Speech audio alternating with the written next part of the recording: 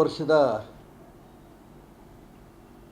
ರಾಷ್ಟ್ರೀಯತೆಯನ್ನು ಬಿಂಬಿಸ್ತಾ ಇರುವಂಥ ರಾಷ್ಟ್ರೀಯ ಸ್ವಯಂ ಸೇವಕ ಸಂಘವನ್ನು 30 ವರ್ಷವೂ ರಾಜಕೀಯದಲ್ಲಿ ಅನುಭವ ಇಲ್ಲದೆ ಇರೋಂಥ ಪ್ರಿಯಾಂಕಾ ಖರ್ಗೆ ಇವತ್ತು ಮಣ್ಣು ಮುಕ್ಕಿದ್ದಾರೆ ಅನ್ನೋದ್ರಲ್ಲಿ ಯಾವ ಅನುಮಾನವೂ ಇಲ್ಲ.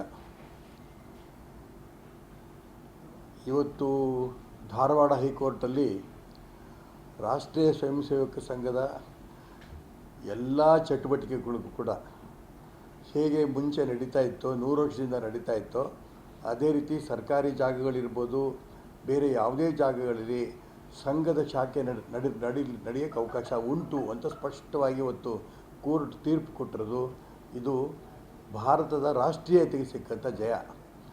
ಪ್ರಿಯಾಂಕಾ ಖರ್ಗೆ ಅಂತ ಬಚ್ಚ ಈ ದಿಕ್ಕಲ್ಲಿ ಏನೋ ರಾಜಕಾರಣ ಮಾಡೋಕ್ಕೆ ನಾವು ಹೋಗ್ತೀವಿ, RSSನ ನಿರ್ಬಂಧ ಮಾಡಿಬಿಡ್ತೀವಿ, ಈ ಮಾತನ್ನು ಒಂದು ಹುಚ್ಚು ಹೊಳೆನಲ್ಲಿ ಅವರಿದ್ದರು. ಈ ಹುಚ್ಚು ಹೊಳೆನಲ್ಲಿ ಅವರೇ ಇವತ್ತು ಮುಳುಗೋಗಿದ್ದಾರೆ. ಯಾವುದೇ ಕಾರಣಕ್ಕೂ ಕೂಡ ರಾಷ್ಟ್ರೀಯ ಸ್ವಯಂ ಸೇವಕ ಸಂಘದಂಥ ಹಿಂದುತ್ವವಾದಿ ಸಂಘಟನೆಯನ್ನು ನಿರ್ಬಂಧ ಮಾಡೋಕ್ಕೆ ಯಾರ ಕೈಲೂ ಸಾಧ್ಯ ಇಲ್ಲ. ಅದಕ್ಕೆ ಇವತ್ತು ಹೈಕೋರ್ಟು ಸರಿಯಾದ ಉತ್ತರವನ್ನು ಪ್ರಿಯಾಂಕಾ ಖರ್ಗೆ ಮತ್ತು ಉಳಿದ ಕಾಂಗ್ರೆಸ್ ನಾಯಕರಿಗೆ ಇವತ್ತು ಕೊಟ್ಟಿದೆ. ನ್ಯಾಪದ ಬಳಸಲಿ, ಮುಖಭಂಗ ಅಷ್ಟೇ ಅಲ್ಲ, ಆ ಒಂದು ಹುಚ್ಚು ಹೊಳೆನಲ್ಲಿ ಕಾಂಗ್ರೆಸ್ಸಿಗರು ಅವರೇ ಇವತ್ತು ಮುಚ್ಚೋಗಿದ್ದಾರೆ. ಇವತ್ತು ರಾಷ್ಟ್ರೀಯ ಸ್ವಯಂ ಸೇವಕ ಸಂಘ ಇಡೀ ದೇಶದಲ್ಲಿ ಬೆಳೀತಾ ಇರೋಂಥ ಸಂಘಟನೆಗೆ ಇವರೇನೋ ಒಂದು ತಿರುವು ತಗೊಂಡಂಥ ಪ್ರಯತ್ನ ಮಾಡಿಸಿದ್ರು. ಯಾವುದೇ ಕಾರಣಕ್ಕೂ ಅದು ವಿಫಲ ಆಗಿದೆ. ಈಗ ಅವ್ರು ಇನ್ನು ಮುಂದೆ ಯಶಸ್ವಿ ಆಗಲ್ಲ. ನಾನಿವತ್ತು ಸಂಘದ ಬಗ್ಗೆ ಹೈಕೋರ್ಟ್ ಏನು ಜಡ್ಜ್ಮೆಂಟ್ ಕೊಟ್ಟಿದೆ, ತುಂಬ ಸಂತೋಷದಿಂದ ನಾನು ಸ್ವಾಗತ ಮಾಡ್ತೇನೆ. ಯಾಕೆ RSSನ ಬಗ್ಗೆ ಟಾರ್ಗೆಟ್ ಮಾಡ್ತಾರೆ ಅಂದರೆ, ಇವತ್ತು ಇಡೀ ದೇಶದಲ್ಲಿ RSSನಿಂದ ಬೆಳೆದಂಥ ಸ್ವಯಂ ಸೇವಕರು ಪ್ರಧಾನಮಂತ್ರಿ ತನಕ ಆಗಿಬಿಟ್ಟಿದ್ದಾರೆ. ಅನೇಕ ರಾಜ್ಯದ ಮುಖ್ಯಮಂತ್ರಿಗಳಾಗಿದ್ದಾರೆ, ಅನೇಕ ಕಡೆ ಉಪಮುಖ್ಯಮಂತ್ರಿಗಳಾಗಿದ್ದಾರೆ, ವಿರೋಧ ಪಕ್ಷ ನಾಯಕರುಗಳಾಗಿದ್ದಾರೆ. ಇನ್ನು ಹೀಗೆ RSS ಬೆಳೀತಾ ಹೋದರೆ ಕರ್ನಾಟಕ ರಾಜ್ಯದಲ್ಲೂ ಕೂಡ ಕಾಂಗ್ರೆಸ್ ಕೊಚ್ಚಿ ಹೋಗುತ್ತೆ ಅನ್ನೋಂಥ ಭಯದಿಂದ RSS ನಿರ್ಬಂಧ ಮಾಡೋಕ್ಕೆ ಪ್ರಯತ್ನ ನಡೆಸಿದ್ರು. ಇವತ್ತು ಕೋರ್ಟು ಅದಕ್ಕೆ ಸರಿಯಾದ ಉತ್ತರ ಕೊಟ್ಟಿದೆ.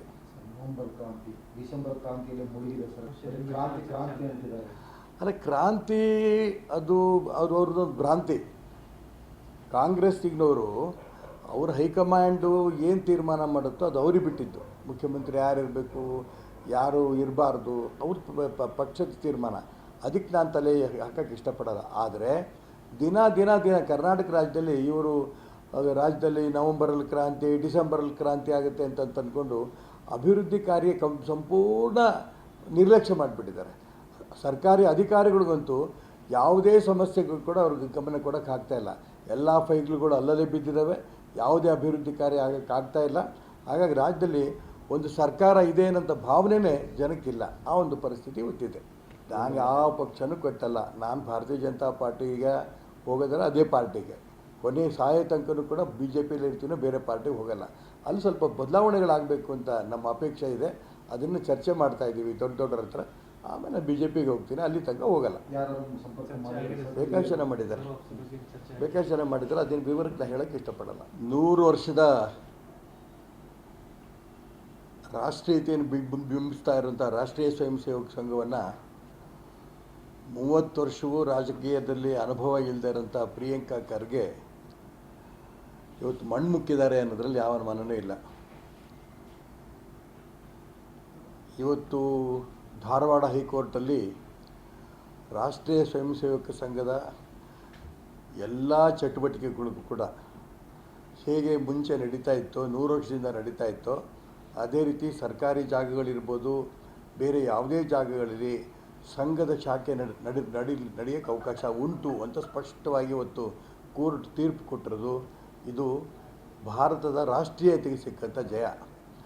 ಪ್ರಿಯಾಂಕಾ ಖರ್ಗೆ ಅಂತ ಬಚ್ಚ ಈ ದಿಕ್ಕಲ್ಲಿ ಏನೋ ರಾಜಕಾರಣ ಮಾಡೋಕ್ಕೆ ನಾವು ಹೋಗ್ತೀವಿ, RSSನ ನಿರ್ಬಂಧ ಮಾಡಿಬಿಡ್ತೀವಿ, ಈ ಮಾತನ್ನು ಒಂದು ಹುಚ್ಚು ಹೊಳೆನಲ್ಲಿ ಅವರಿದ್ದರು. ಈ ಹುಚ್ಚು ಹೊಳೆನಲ್ಲಿ ಅವರೇ ಇವತ್ತು ಮುಳುಗೋಗಿದ್ದಾರೆ. ಯಾವುದೇ ಕಾರಣಕ್ಕೂ ಕೂಡ ರಾಷ್ಟ್ರೀಯ ಸ್ವಯಂ ಸೇವಕ ಸಂಘದಂಥ ಹಿಂದುತ್ವವಾದಿ ಸಂಘಟನೆಯನ್ನು ನಿರ್ಬಂಧ ಮಾಡೋಕ್ಕೆ ಯಾರ ಕೈಲೂ ಸಾಧ್ಯ ಇಲ್ಲ. ಅದಕ್ಕೆ ಇವತ್ತು ಹೈಕೋರ್ಟು ಸರಿಯಾದ ಉತ್ತರವನ್ನು ಪ್ರಿಯಾಂಕಾ ಖರ್ಗೆ ಮತ್ತು ಉಳಿದ ಕಾಂಗ್ರೆಸ್ ನಾಯಕರಿಗೆ ಇವತ್ತು ಕೊಟ್ಟಿದೆ. ನ್ಯಾಪದ ಬಳಸಲಿ, ಮುಖಭಂಗ ಅಷ್ಟೇ ಅಲ್ಲ, ಆ ಒಂದು ಹುಚ್ಚು ಹೊಳೆನಲ್ಲಿ ಕಾಂಗ್ರೆಸ್ಸಿಗರು ಅವರೇ ಇವತ್ತು ಮುಚ್ಚೋಗಿದ್ದಾರೆ. ಇವತ್ತು ರಾಷ್ಟ್ರೀಯ ಸ್ವಯಂ ಸೇವಕ ಸಂಘ ಇಡೀ ದೇಶದಲ್ಲಿ ಬೆಳೀತಾ ಬೆಳೀತಾ ಇರೋಂಥ ಸಂಘಟನೆಗೆ ಇವರೇನೋ ಒಂದು ಅಡ್ಡ ಒಂದು ತಿರುವು ತಗೊಂಡಂಥ ಪ್ರಯತ್ನ ಮಾಡಿಸಿದ್ರು. ಯಾವುದೇ ಕಾರಣಕ್ಕೂ ಅದು ವಿಫಲ ಆಗಿದೆ. ಈಗ ಅವ್ರು ಇನ್ನು ಮುಂದೆ ಯಶಸ್ವಿ ಆಗಲ್ಲ. ನಾನಿವತ್ತು ಸಂಘದ ಬಗ್ಗೆ ಹೈಕೋರ್ಟ್ ಏನು ಜಡ್ಜ್ಮೆಂಟ್ ಕೊಟ್ಟಿದೆ, ತುಂಬ ಸಂತೋಷದಿಂದ ನಾನು ಸ್ವಾಗತ ಮಾಡ್ತೇನೆ. ಯಾಕೆ ಆರ್ ಎಸ್ ಎಸ್ಸಿನ ಬಗ್ಗೆ ಟಾರ್ಗೆಟ್ ಮಾಡ್ತಾರೆ ಅಂದರೆ, ಇವತ್ತು ಇಡೀ ದೇಶದಲ್ಲಿ ಆರ್ ಎಸ್ ಎಸ್ಸಿನಿಂದ ಬೆಳೆದಂಥ ಸ್ವಯಂ ಸೇವಕರು ಪ್ರಧಾನಮಂತ್ರಿ ತನಕ ಆಗಿಬಿಟ್ಟಿದ್ದಾರೆ. ಅನೇಕ ರಾಜ್ಯದ ಮುಖ್ಯಮಂತ್ರಿಗಳಾಗಿದ್ದಾರೆ, ಅನೇಕ ಕಡೆ ಉಪಮುಖ್ಯಮಂತ್ರಿಗಳಾಗಿದ್ದಾರೆ, ವಿರೋಧ ಪಕ್ಷ ನಾಯಕರುಗಳಾಗಿದ್ದಾರೆ. ಇನ್ನು ಹಿಂಗೆ ಆರ್ ಎಸ್ ಎಸ್ ಬೆಳೀತಾ ಹೋದರೆ ಕರ್ನಾಟಕ ರಾಜ್ಯದಲ್ಲೂ ಕೂಡ ಕಾಂಗ್ರೆಸ್ ಕೊಚ್ಚಿ ಹೋಗುತ್ತೆ ಅನ್ನೋಂಥ ಭಯದಿಂದ ಆರ್ ಎಸ್ ಎಸ್ ನಿರ್ಬಂಧ ಮಾಡೋಕ್ಕೆ ಪ್ರಯತ್ನ ನಡೆಸಿದ್ರು. ಇವತ್ತು ಕೋರ್ಟು ಅದಕ್ಕೆ ಸರಿಯಾದ ಉತ್ತರ ಕೊಟ್ಟಿದೆ. ನವೆಂಬರ್ ಕ್ರಾಂತಿ, ಡಿಸೆಂಬರ್ ಕ್ರಾಂತಿಯಲ್ಲಿ ಮುಳುಗಿದೆ ಸರ್. ಕ್ರಾಂತಿ ಅಂತಿದ್ದಾರೆ. ಅಲ್ಲ, ಕ್ರಾಂತಿ ಅದು ಅವ್ರದ್ದು ಭ್ರಾಂತಿ. ಕಾಂಗ್ರೆಸ್ಸಿನವರು ಅವ್ರ ಹೈಕಮಾಂಡು ಏನು ತೀರ್ಮಾನ ಮಾಡುತ್ತೋ ಅದು ಅವ್ರಿಗೆ ಬಿಟ್ಟಿದ್ದು. ಮುಖ್ಯಮಂತ್ರಿ ಯಾರು ಇರಬೇಕು, ಯಾರು ಇರಬಾರ್ದು, ಅವ್ರ ಪಕ್ಷದ ತೀರ್ಮಾನ. ಅದಕ್ಕೆ ನಾನು ತಲೆ ಹಾಕೋಕ್ಕೆ ಇಷ್ಟಪಡೋಲ್ಲ. ಆದರೆ ದಿನ ಕರ್ನಾಟಕ ರಾಜ್ಯದಲ್ಲಿ ಇವರು ರಾಜ್ಯದಲ್ಲಿ ನವಂಬರಲ್ಲಿ ಕ್ರಾಂತಿ, ಡಿಸೆಂಬರಲ್ಲಿ ಕ್ರಾಂತಿ ಆಗುತ್ತೆ ಅಂತ ಅಂದ್ಕೊಂಡು ಅಭಿವೃದ್ಧಿ ಕಾರ್ಯ ಸಂಪೂರ್ಣ ನಿರ್ಲಕ್ಷ್ಯ ಮಾಡಿಬಿಟ್ಟಿದ್ದಾರೆ. ಸರ್ಕಾರಿ ಅಧಿಕಾರಿಗಳಿಗಂತೂ ಯಾವುದೇ ಸಮಸ್ಯೆಗಳು ಕೂಡ ಅವ್ರಿಗೆ ಗಮನ ಕೊಡೋಕ್ಕೆ ಆಗ್ತಾಯಿಲ್ಲ. ಎಲ್ಲ ಫೈಲ್ಗಳು ಅಲ್ಲಲ್ಲೇ ಬಿದ್ದಿದ್ದಾವೆ. ಯಾವುದೇ ಅಭಿವೃದ್ಧಿ ಕಾರ್ಯ ಆಗೋಕ್ಕಾಗ್ತಾ ಇಲ್ಲ. ಹಾಗಾಗಿ ರಾಜ್ಯದಲ್ಲಿ ಒಂದು ಸರ್ಕಾರ ಇದೆ ಅನ್ನೋಂಥ ಭಾವನೆಯೇ ಜನಕ್ಕಿಲ್ಲ. ಆ ಒಂದು ಪರಿಸ್ಥಿತಿ ಗೊತ್ತಿದೆ.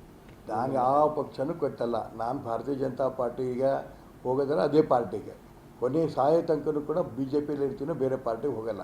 ಅಲ್ಲಿ ಸ್ವಲ್ಪ ಬದಲಾವಣೆಗಳಾಗಬೇಕು ಅಂತ ನಮ್ಮ ಅಪೇಕ್ಷೆ ಇದೆ. ಅದನ್ನು ಚರ್ಚೆ ಮಾಡ್ತಾಯಿದ್ದೀವಿ ದೊಡ್ಡವ್ರ ಹತ್ರ. ಆಮೇಲೆ ಬಿ ಜೆ ಪಿಗೆ ಹೋಗ್ತೀನಿ, ಅಲ್ಲಿ ತನಕ ಹೋಗಲ್ಲ.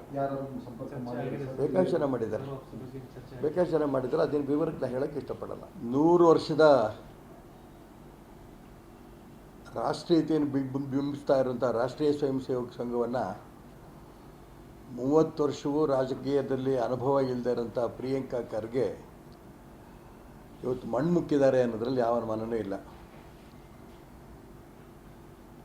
ಇವತ್ತು ಧಾರವಾಡ ಹೈಕೋರ್ಟಲ್ಲಿ ರಾಷ್ಟ್ರೀಯ ಸ್ವಯಂ ಸೇವಕ ಸಂಘದ ಎಲ್ಲ ಚಟುವಟಿಕೆಗಳಿಗೂ ಕೂಡ ಹೇಗೆ ಮುಂಚೆ ನಡೀತಾ ಇತ್ತೋ, 100 ವರ್ಷದಿಂದ ನಡೀತಾ ಇತ್ತೋ, ಅದೇ ರೀತಿ ಸರ್ಕಾರಿ ಜಾಗಗಳಿರ್ಬೋದು, ಬೇರೆ ಯಾವುದೇ ಜಾಗಗಳಲ್ಲಿ ಸಂಘದ ಶಾಖೆ ನಡೆಯೋಕ್ಕೆ ಅವಕಾಶ ಉಂಟು ಅಂತ ಸ್ಪಷ್ಟವಾಗಿ ಇವತ್ತು ಕೋರ್ಟ್ ತೀರ್ಪು ಕೊಟ್ಟಿರೋದು. ಇದು ಭಾರತದ ರಾಷ್ಟ್ರೀಯತೆಗೆ ಸಿಕ್ಕಂಥ ಜಯ.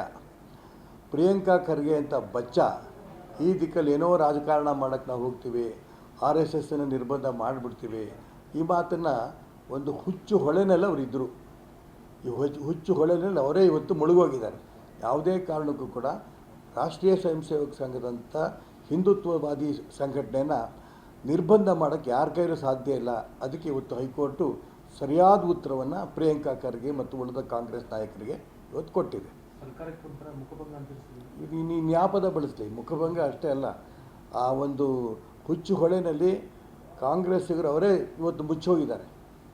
ಇವತ್ತು ರಾಷ್ಟ್ರೀಯ ಸ್ವಯಂ ಸೇವಕ ಸಂಘ ಇಡೀ ದೇಶದಲ್ಲಿ ಬೆಳೀತಾ ಇರೋಂಥ ಸಂಘಟನೆಗೆ ಇವರೇನೋ ಒಂದು ಅಡ್ಡ ಒಂದು ತಿರುವು ತಗೊಂಡಂಥ ಪ್ರಯತ್ನ ಮಾಡಿಸಿದ್ರು. ಯಾವುದೇ ಕಾರಣಕ್ಕೂ ಅದು ವಿಫಲ ಆಗಿದೆ. ಈಗ ಅವ್ರು ಇನ್ನು ಮುಂದೆ ಯಶಸ್ವಿ ಆಗಲ್ಲ.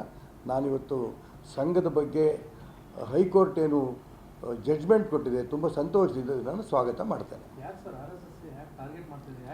ಯಾಕೆ ಆರ್ ಎಸ್ ಎಸ್ಸಿನ ಬಗ್ಗೆ ಟಾರ್ಗೆಟ್ ಮಾಡ್ತಾರೆ ಅಂದರೆ, ಇವತ್ತು ಇಡೀ ದೇಶದಲ್ಲಿ ಆರ್ ಎಸ್ ಎಸ್ಸಿನಿಂದ ಬೆಳೆದಂಥ ಸ್ವಯಂ ಸೇವಕರು ಪ್ರಧಾನಮಂತ್ರಿ ತನಕ ಆಗಿಬಿಟ್ಟಿದ್ದಾರೆ. ಅನೇಕ ರಾಜ್ಯದ ಮುಖ್ಯಮಂತ್ರಿಗಳಾಗಿದ್ದಾರೆ, ಅನೇಕ ಕಡೆ ಉಪಮುಖ್ಯಮಂತ್ರಿಗಳಾಗಿದ್ದಾರೆ, ವಿರೋಧ ಪಕ್ಷ ನಾಯಕರುಗಳಾಗಿದ್ದಾರೆ. ಇನ್ನು ಹಿಂಗೆ ಆರ್ ಎಸ್ ಎಸ್ ಬೆಳೀತಾ ಹೋದರೆ ಕರ್ನಾಟಕ ರಾಜ್ಯದಲ್ಲೂ ಕೂಡ ಕಾಂಗ್ರೆಸ್ ಕೊಚ್ಚಿ ಹೋಗುತ್ತೆ ಅನ್ನೋಂಥ ಭಯದಿಂದ ಆರ್ ಎಸ್ ಎಸ್ ನಿರ್ಬಂಧ ಮಾಡೋಕ್ಕೆ ಪ್ರಯತ್ನ ನಡೆಸಿದ್ರು. ಇವತ್ತು ಕೋರ್ಟು ಅದಕ್ಕೆ ಸರಿಯಾದ ಉತ್ತರ ಕೊಟ್ಟಿದೆ. ನವೆಂಬರ್ ಕ್ರಾಂತಿ, ಡಿಸೆಂಬರ್ ಕ್ರಾಂತಿಯಲ್ಲಿ ಮುಳುಗಿದೆ ಸರ್. ಕ್ರಾಂತಿ ಅಂತಿದ್ದಾರೆ. ಅಲ್ಲ, ಕ್ರಾಂತಿ ಅದು ಅವ್ರದ್ದು ಭ್ರಾಂತಿ. ಕಾಂಗ್ರೆಸ್ಸಿನವರು ಅವ್ರ ಹೈಕಮಾಂಡು ಏನು ತೀರ್ಮಾನ ಮಾಡುತ್ತೋ ಅದು ಅವ್ರಿಗೆ ಬಿಟ್ಟಿದ್ದು. ಮುಖ್ಯಮಂತ್ರಿ ಯಾರು ಇರಬೇಕು, ಯಾರು ಇರಬಾರ್ದು, ಅವ್ರ ಪಕ್ಷದ ತೀರ್ಮಾನ. ಅದಕ್ಕೆ ನಾನು ತಲೆ ಹಾಕೋಕ್ಕೆ ಇಷ್ಟಪಡೋಲ್ಲ. ಆದರೆ ದಿನ ಕರ್ನಾಟಕ ರಾಜ್ಯದಲ್ಲಿ ಇವರು ರಾಜ್ಯದಲ್ಲಿ ನವಂಬರಲ್ಲಿ ಕ್ರಾಂತಿ, ಡಿಸೆಂಬರಲ್ಲಿ ಕ್ರಾಂತಿ ಆಗುತ್ತೆ ಅಂತ ಅಂದ್ಕೊಂಡು ಅಭಿವೃದ್ಧಿ ಕಾರ್ಯ ಸಂಪೂರ್ಣ ನಿರ್ಲಕ್ಷ್ಯ ಮಾಡಿಬಿಟ್ಟಿದ್ದಾರೆ. ಸರ್ಕಾರಿ ಅಧಿಕಾರಿಗಳಿಗಂತೂ ಯಾವುದೇ ಸಮಸ್ಯೆಗಳು ಕೂಡ ಅವ್ರಿಗೆ ಗಮನ ಕೊಡೋಕ್ಕೆ ಆಗ್ತಾಯಿಲ್ಲ. ಎಲ್ಲ ಫೈಲ್ಗಳು ಅಲ್ಲಲ್ಲೇ ಬಿದ್ದಿದ್ದಾವೆ. ಯಾವುದೇ ಅಭಿವೃದ್ಧಿ ಕಾರ್ಯ ಆಗ್ತಾ ಇಲ್ಲ.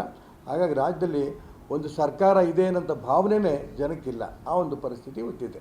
ನಾನು ಯಾವ ಪಕ್ಷನೂ ಕೊಟ್ಟಲ್ಲ. ನಾನು ಭಾರತೀಯ ಜನತಾ ಪಾರ್ಟಿಗೆ ಹೋಗೋದ್ರೆ ಅದೇ ಪಾರ್ಟಿಗೆ, ಕೊನೆ ಸಾಯೋ ತನಕನೂ ಕೂಡ BJPಯಲ್ಲಿ ಇರ್ತೀನೋ, ಬೇರೆ ಪಾರ್ಟಿಗೆ ಹೋಗಲ್ಲ. ಅಲ್ಲಿ ಸ್ವಲ್ಪ ಬದಲಾವಣೆಗಳಾಗಬೇಕು ಅಂತ ನಮ್ಮ ಅಪೇಕ್ಷೆ ಇದೆ. ಅದನ್ನು ಚರ್ಚೆ ಮಾಡ್ತಾಯಿದ್ದೀವಿ ದೊಡ್ಡವ್ರ ಹತ್ರ. ಆಮೇಲೆ BJPಗೆ ಹೋಗ್ತೀನಿ, ಅಲ್ಲಿ ತನಕ ಹೋಗಲ್ಲ.